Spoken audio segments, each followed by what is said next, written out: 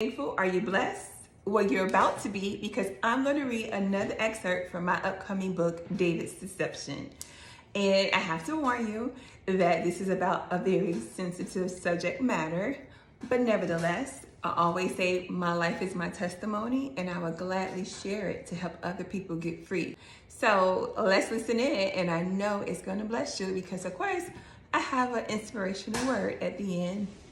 Okay, here we go. David's Deception. When I walked in, there were 3 other girls waiting. The room was quiet, save the sound coming from the television. I sat in the nearest seat and glanced around the room.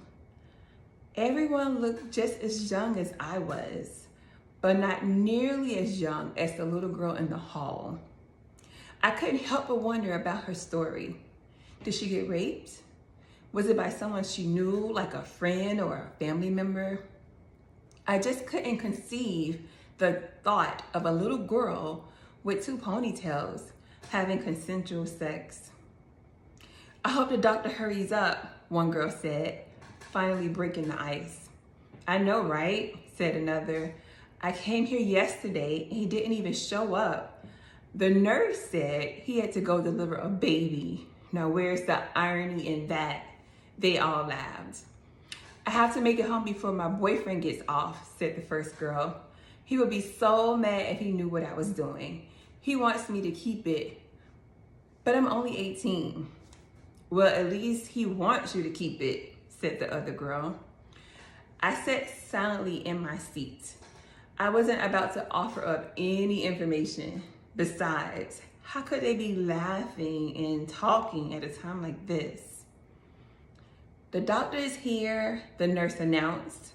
I will call you in one by one, so get ready. I'm so scared, said the first girl.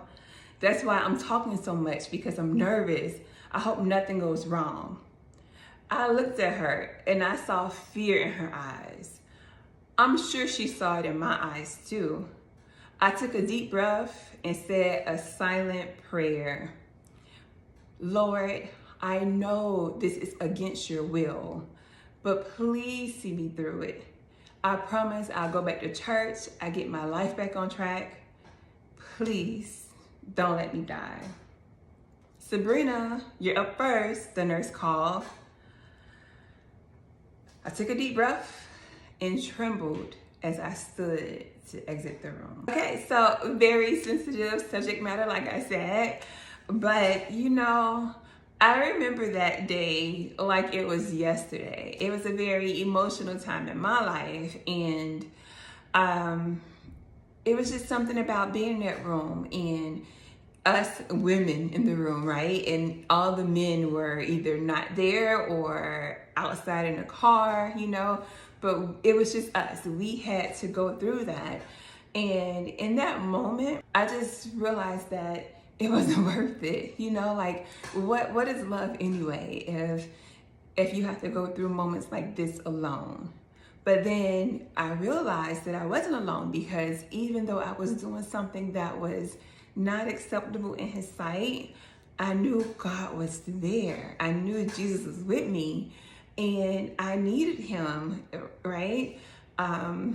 Even in my sin, I knew I needed him to help me through it, to see me through it. When we're doing things that's outside of the will of God, we tend to shun him like he's wrong and we're not. Like he did something wrong to us, right? So we just want to, it's just our shame. But Jesus sees you in your shame, like the woman at the well. He sees you, like the woman caught in the act of adultery. He sees you in your shame. He sees you in your low point, and he extends grace. So you have to run to the Father and not away from him. And then also you have to find your wholeness and your identity in who he has called you to be, and not who someone else tells you you should be, right? So that's my message for today. It's such a heaviness on me for this book to speak to Christians who have low self-esteem and low self-confidence. And I'm a purpose coach, right? But the first step to discovering your purpose is understanding who you are and who you are not, right? And walking in your truth.